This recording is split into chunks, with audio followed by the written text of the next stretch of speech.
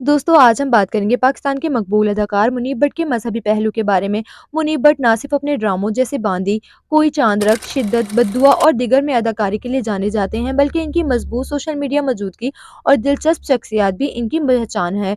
हाल ही में मुनीब भट्ट ने अहमद अली भट्ट के पॉडकास्ट एक्सक्यूज मी में अपनी मजहबी रवैये के बारे में बात की। इन्होंने बताया कि वो खास इस्लामी दिनों को अपने खानदान के साथ मनाते हैं और अपनी बेटियों निमल, मिराल और अमाल को भी इस्लाम सिखाते हैं। मुनीब ने कहा, मेरी मजहबी पहचान मेरे खानदान से आई है। मेरी माँ रोजाना नमाज और तहज्जुद अदा करती थी और मेरे वालिद भी नमाजी हैं। मेरे लिए दीन सिर्फ जाती नहीं बल्कि मैं हर इस्लामी दिन को खास तरीके से मनाता हूँ।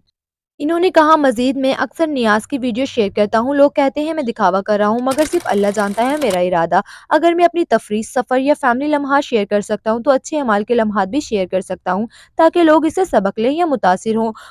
मुनीब ने अपने मजबूत ईमान का इज़हार करते हुए कहा, लोग पूछते हैं अल्लाह कहाँ है? मैं कहना चाहूँगा कि मैंने अल्लाह को देखा है, क्योंकि मुश्किल से पहले ही अल्लाह की मदद पहुँच जाती है। मेरा अल्लाह पर गहरा ईमान है।